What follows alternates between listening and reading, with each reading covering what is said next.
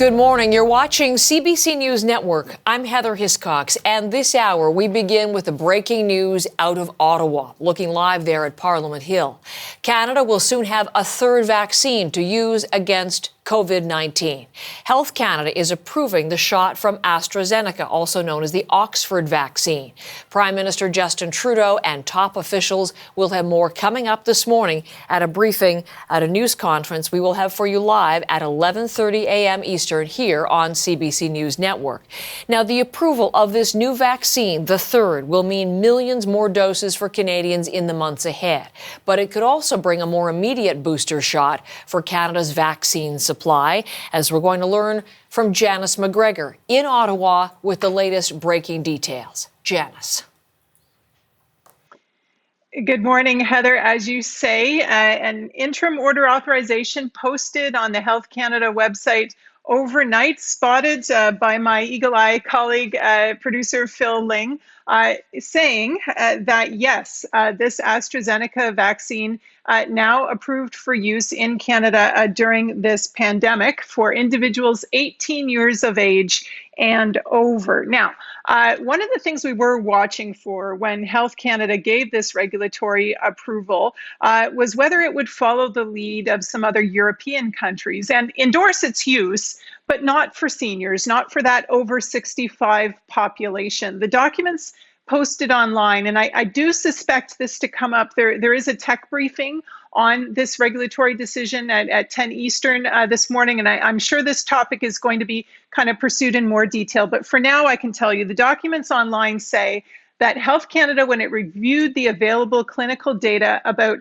how effective it was in seniors, it did find that data was limited, but then it went and looked at what they call real-world evidence and post-market experience. In other words, they looked at how it's going in the countries that have already started to use it. And they found that at this point in time, there is a potential benefit for the senior population from having this vaccine. Most significantly, Heather, their review has found no safety concerns. And that is kind of, I'm sure, the reassurance they're going to want that is out there, given that they did take a good lot of time to go over this review. We've been waiting quite a while. It does lag behind some other countries, but their end conclusion, no safety concerns. Interesting, in the general population, so those adults 18 and over overall, they are saying there's a 62% efficacy for this vaccine. Now, that is lower than the two vaccines from Moderna and Pfizer-BioNTech that are already going into Canadians' arms. But that doesn't mean that a vaccine with that kind of efficacy can't be a really useful tool in the rollout. And I think we will hear more from officials today, but maybe some strategic choices they might make about how to use this vaccine in light of kind of what they've learned about it. And one thing I will point out, Heather, that's really useful about this vaccine is it doesn't need to be stored at those ultra cold temperatures. It opens up kind of some more logistical possibilities in terms of kind of where it could go in a big country like Canada. As far as this vaccine, the third, as the overall national vaccine rollout, Janice, we know that Canada had already secured with the company 20 million doses. What does it mean overall for just how many more Canadians will be able to get shots here? Well, I think the headline is good news. Rick Hillier, for example, who has been very critical of the federal government's ability to deliver more vaccines, he was talking to our colleagues on Metro Morning, CBC Radio in Toronto, and here's what he had to say about this latest development. It's a third weapon in the fight against COVID-19, and the big question, there are two questions now, of course, that we have. One is, what are the characteristics that will come out in what's called the monograph that Health Canada will issue to describe the vaccine, its characteristics, and how it should be, how it's recommended to use it? And secondly, when will we get any shipments of AstraZeneca, and of course, how many in those shipments? And so those are the two things we wait to see. So there are two different kinds, if you will, of AstraZeneca shipments coming. Canada did have its own kind of advanced purchase contract with the company. It was in talks to try to pre-position doses ahead of regulatory approval coming. It's not clear kind of how far along those got. I think we will be getting more questions about that today, trying to see if they can provide any insight into when those doses might come. It could lag a little bit yet. The supply is very tight. It's being used in a lot of other countries. It's hard to get these shots. But I have to say a good thing at the moment is that Canada is taking up the doses it's entitled to under the COVAX facility. And that means that there will be some AstraZeneca vaccines that will arrive before the end of March. Remember, the deal there, these doses are coming from South Korea, 1.9 million of them by the end of June, but 25% of that was promised by the end of March. So that is just shy of 500,000 doses that will be coming in the short term. And when you talk to folks associated with the COVAX facility, they're suggesting that some of the shipments to countries that have approved this vaccine could start going out as early as this weekend. So when we hear from officials today, I'm sure they are going to be asked if that will apply to Canada now that we have this regulatory approval in hand. Janice, thank you very much. Janice McGregor with the breaking details from Ottawa. Let's bring you some immediate reaction to all of this breaking news. Dr. Isaac Bogosh back with us, an infectious disease specialist at Toronto General Hospital and a member of Ontario's COVID-19 vaccination task force. Dr. Bogosh, good morning, and thank you for quickly coming in to respond to this. Overall, let's begin there. A third vaccine for Canadians. What's your response to that? It's a huge deal. I think we can't deny that it's a big deal. We have access to more vaccines. Basically, it means that we can accelerate our vaccine programs from coast to coast. It also means that we have a much more versatile vaccine. This is something that only requires conventional refrigeration. We don't have to be worried about this -20 or -80 cold chain. This is something that can be very, very easily administered in primary care clinics, in mobile clinics. Of course, you could give it in mass vaccine clinics and mass vaccine centers as well. But you would really want to get this into pharmacies and primary care clinics because the cold chain is extremely simple. You just need a conventional refrigerator. So great news. I'm not entirely sure what the details are going to be. And of course, there's still a lot of unanswered questions about who will have access to it, when we're going to get it, through which route are we going to get it. But at the end of the day, we have access to more vaccine than we thought, and it's a it's a good one. So let's start rolling up our sleeves.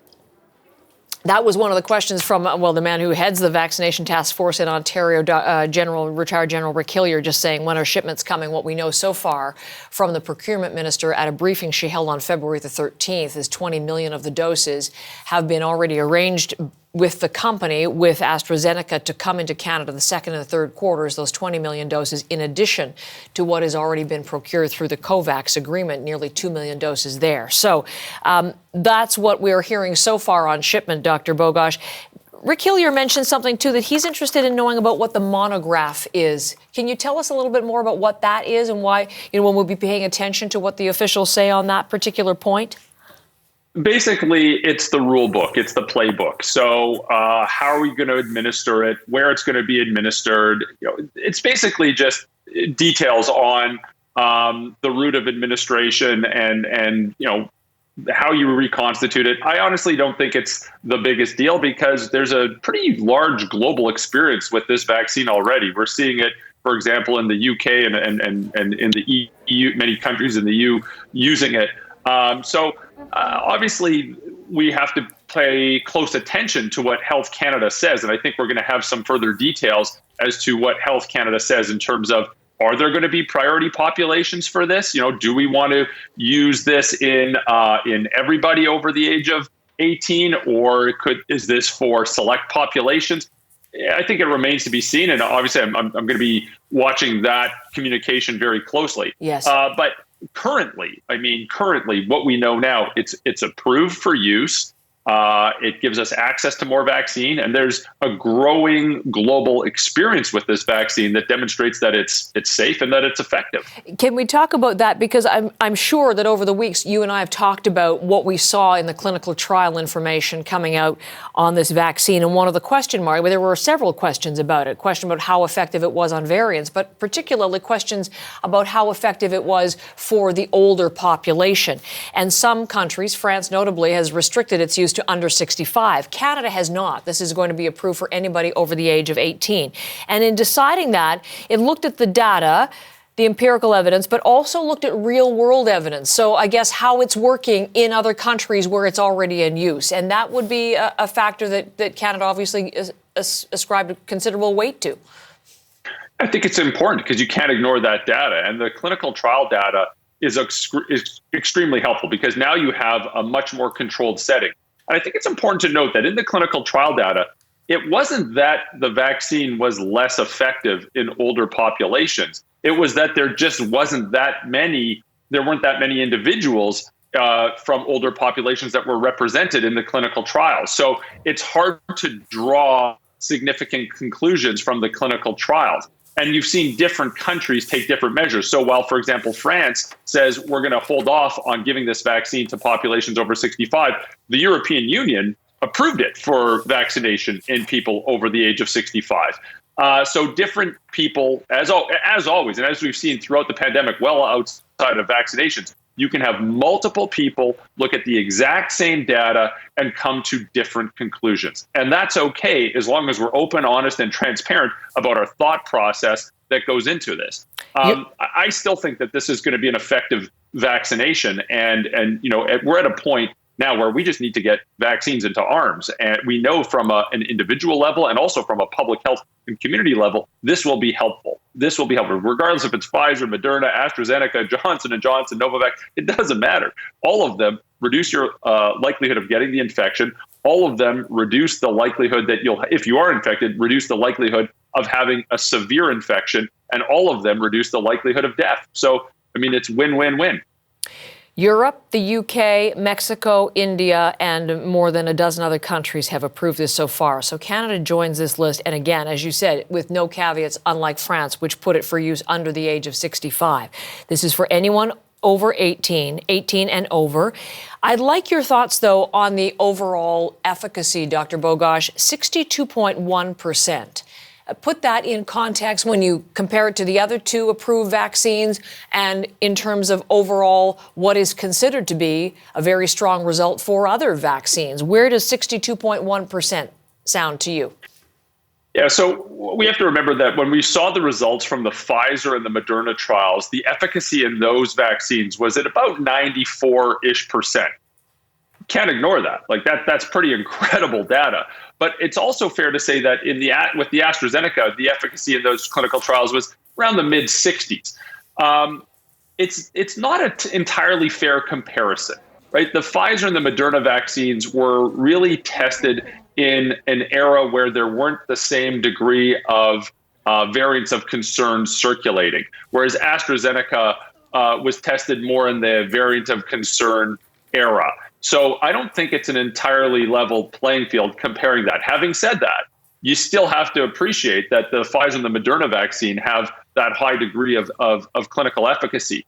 On the other hand, it's also important to factor in, what is our goal here? Our goal here is not only to prevent infection, but it's also to reduce the morbidity of this infection. It's to reduce the severity of this infection. It's to turn a potentially fatal infection, predominantly in older populations, into a non-illness or a mild illness. And all of these vaccines have the ability to do that. All of them do. So while we're really focusing that, lots of people are focusing, and I appreciate why, on that efficacy value, we should also be focusing just as much on the role that all of these vaccines play in reducing the probability of getting a severe infection, hospitalization, and death. And they're all good for that as well. Such important perspective. And I dare say you probably think this is a significant last line as well. Overall, there are no important safety concerns, and the vaccine was well tolerated by participants. That's Health Canada's language. Dr. Bogosh, as always, we appreciate your joining us. Thank you.